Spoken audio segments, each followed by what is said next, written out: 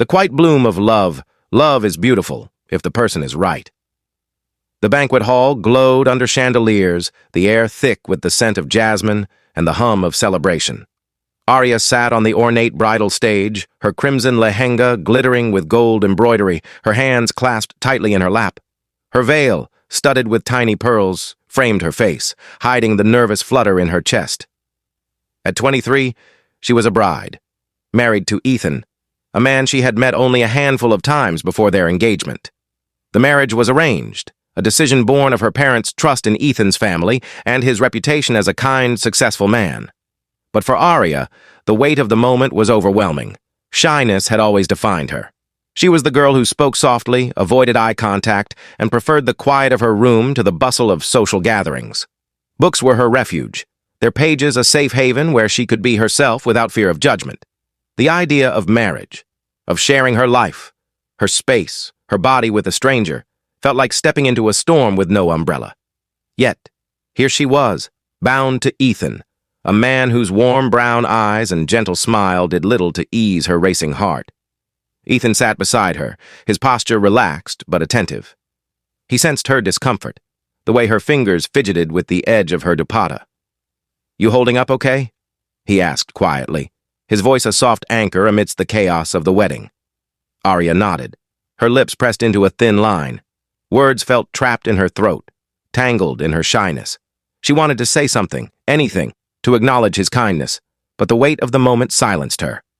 The reception passed in a blur of rituals, congratulations, and forced smiles. By the time they arrived at Ethon's city apartment, Aria's nerves were frayed. The space was modern, with clean lines, large windows, and a view of the twinkling skyline. It was beautiful, but it felt foreign, like stepping into someone else's life. Ethon set her suitcase by the couch and loosened his tie. "You must be tired," he said, his tone gentle. "The bedroom's yours for now. I'll take the guest room. Take your time settling in." Aria's eyes widened. She hadn't expected him to offer her space so readily. "You don't have to," she began, her voice barely above a whisper. "It's okay," he said, his smile reassuring. "I want you to feel at home. No rush." Gratitude mixed with guilt as she nodded and retreated to the bedroom, closing the door behind her. Alone, she sank onto the bed, her breath shaky. The room was spacious, with soft beige walls and a bookshelf that caught her eye. She ran her fingers over the spines, a small comfort in this unfamiliar world. But the reality of her new life loomed large. How could she be a wife when she could barely look Ethon in the eye? The first few weeks were a delicate dance of silence and small gestures. Aria kept to herself, unpacking her books, arranging them meticulously on the shelf, and cooking simple meals to fill the quiet evenings. Ethon, a marketing consultant with a demanding job, left early each morning and returned with a smile, never pushing her to engage beyond what she was ready for. He asked about her day, offered to help with chores, and filled the silence with light conversation about his work or the weather. One evening, as Aria chopped vegetables for dinner, Ethon leaned against the kitchen counter, watching her with a playful glint in his eyes. "Need a sous chef?" "I'm pretty good with a knife," he said, picking up a carrot and twirling it like a baton. Aria's lips twitched, a rare smile breaking through her reserve. "I've got it," she mumbled, focusing on the cutting board. "Suit yourself," he said, grinning. "But my chopping skills are legendary. You're missing out." A soft laugh escaped her, surprising them both. It was the first time she'd laughed in his presence, and the sound was like a small victory. Ethon's eyes lit up, but he didn't draw attention to it, sensing that doing so might make her retreat further into her shell. Instead, he said, "How about a movie tonight?" "Something fun. You pick." Aria hesitated. The idea of sitting close to him, sharing a couch, felt intimate in a way she wasn't sure she was ready for. But his tone was so easy, so free of expectation, that she found herself nodding. "Okay." They watched a light-hearted comedy. Aria curled up on one end of the couch, her knees drawn up, while Ethon sprawled comfortably on the other. Every so often he'd glance at her, noting the way her eyes crinkled at the funny parts. She didn't laugh out loud again, but her tension eased, and that was enough for him. Aria's shyness wasn't just about words. It extended to the physical. The thought of intimacy, of being vulnerable with Ethon, filled her with a quiet panic. She knew it was expected, part of marriage, but her heart recoiled at the idea. It wasn't about Ethon. He had done nothing to make her feel unsafe. It was her own fear, her inability to let go of the walls she'd built around herself. Every time he sat a little closer or brushed her hand by accident, her body tensed, and she'd pull away, her cheeks burning. Ethon noticed. He never pushed, never made her feel guilty, but she could see the question in his eyes, the careful way he moved around her. One night, as they sat in the living room, him working on his laptop and her reading, he broke the silence. "Aria," he said gently, closing his laptop. "Can I ask you something?" Her heart skipped a beat, but she nodded, her book lowering to her lap. "Is there anything I can do to make you feel more comfortable here? With me?" His voice was soft, devoid of judgment. She swallowed, her fingers tightening around the book. I don't know," she admitted, her voice barely audible. "It's not you. It's just me." He nodded, his expression thoughtful. "I get it. This is new and it's a lot. I just want you to know I'm here and I'm not going anywhere. We'll go at your pace." Her throat tightened, a mix of relief and guilt washing over her. "Thank you," she whispered, unable to meet his eyes. That night, as she lay in bed, she thought about his words. Ethon's patience was a gift, but it also made her feel inadequate. What kind of wife couldn't even hold her husband's hand without flinching? She wanted to be closer to him, to bridge the gap, but her shyness was a wall she didn't know how to climb. Months passed, and their routine settled into a quiet rhythm. Ethon continued his small gestures, leaving notes on the fridge, bringing home her favorite pastries, asking about the books she read. Aria began to open up, sharing stories about her childhood, like the time she built a fort out of blankets and read by flashlight until dawn. Ethon listened with a smile, sharing his own stories of sneaking out to play basketball or burning his first attempt at cooking. One evening, as they walked through a park near their apartment, Ethon reached for her hand. Aria stiffened, her instinct to pull away warring with the warmth of his touch.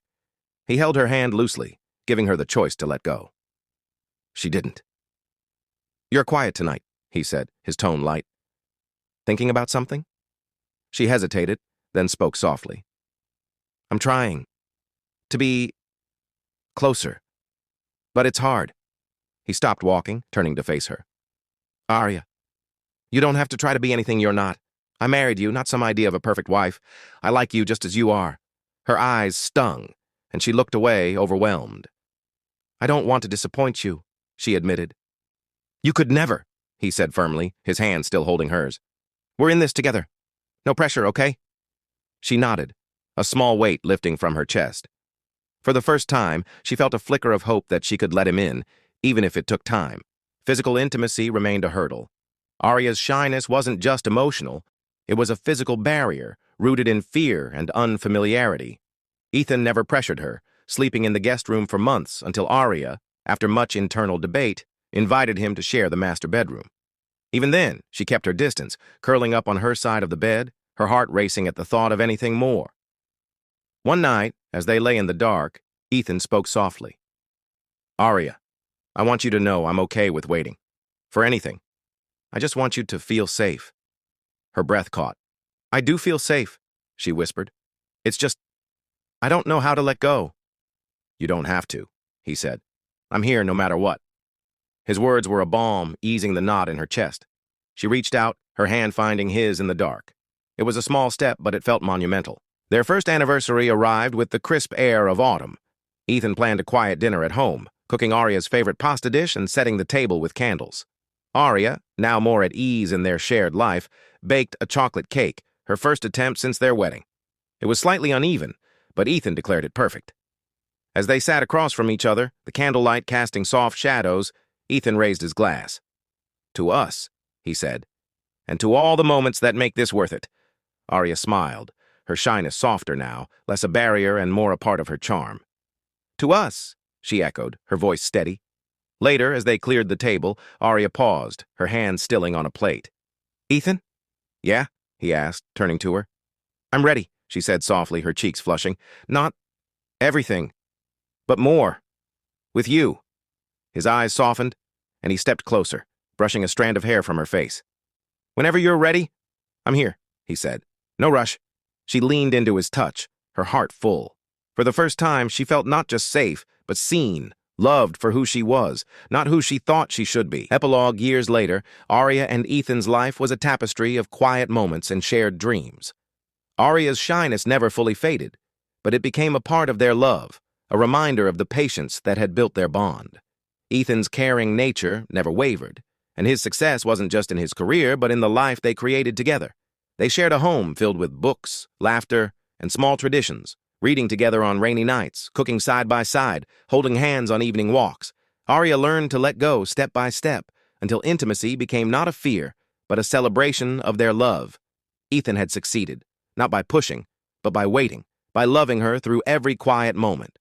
And Aria knew, with every beat of her heart, that love was beautiful, because she had found the right person.